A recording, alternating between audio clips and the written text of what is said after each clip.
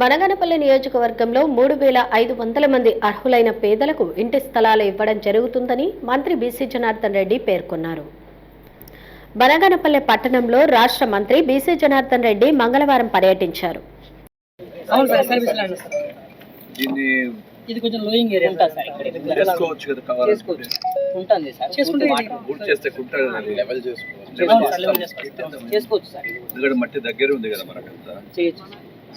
దీన్ని కలిపేసేయండి. దీనంతా కలిపే లో లెవెల్ కూడా ఎంత ఉంటుందో చెప్పండి. అది ఎన్ని ఎకరాలు ఉంటుంది భాష? సార్ ఇది ఒక 4.5 వస్తుంది. చేద్దామండి.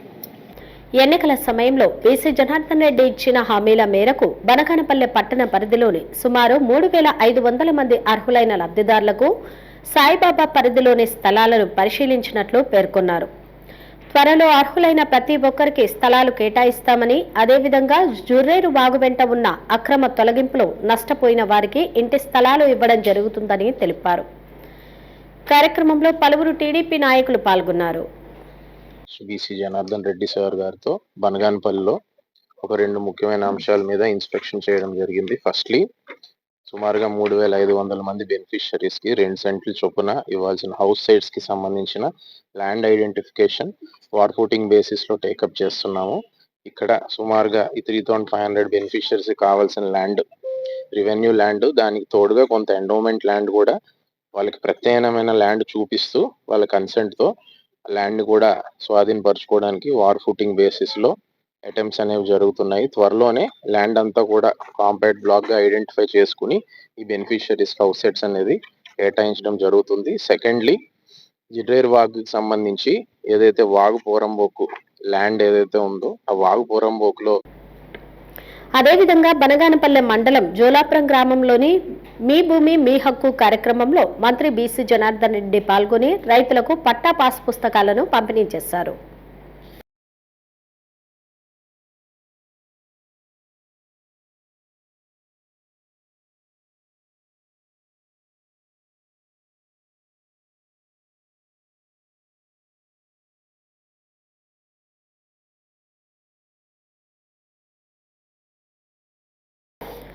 కూటమి ప్రభుత్వం రాజముద్రతో కూడిన కొత్త పట్టాదారు పాస్ పుస్తకాలు అందిస్తున్నట్లు తెలిపారు.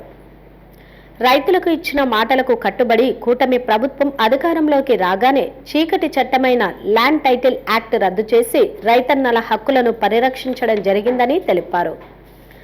అన్నదాతల ఆత్మగౌరవం, స్వాభిమానం, స్వార్జితం నాకు నిదర్శనమని సంతోషం వ్యక్తం చేశారు.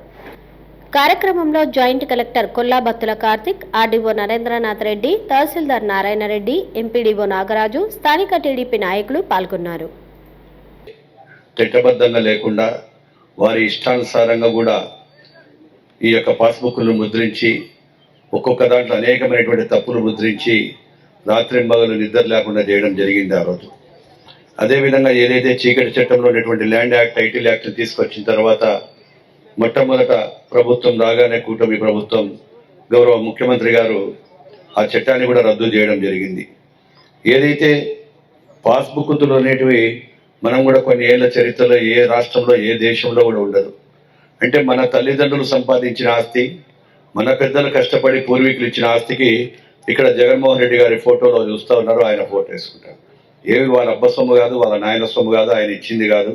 ఒకవేళ ప్రభుత్వం తరపు నుంచి మేము ఇచ్చినామంటే కూడా ఒకవేళ ఏదైనా వేసుకుని ఒక అర్థం ఉంటుంది. అంటే ఎవరి ఆస్తులకు ఎవరిని సొంతంగా చేసుకొని ఆ రోజు చేసింటే ప్రజలను కూడా విసిగిపోయి అత్యధిక మెజార్టీతో మనల్ని అందరూ కూడా గెలిపించడం జరిగింది. ఈ పబ్లిసిటీ పిచ్చితోనే ఈ పుస్తకాలను కూడా పోయాలి. హలో అండి, నేను మీకు Rakshitha. Please do subscribe Nandyal communications.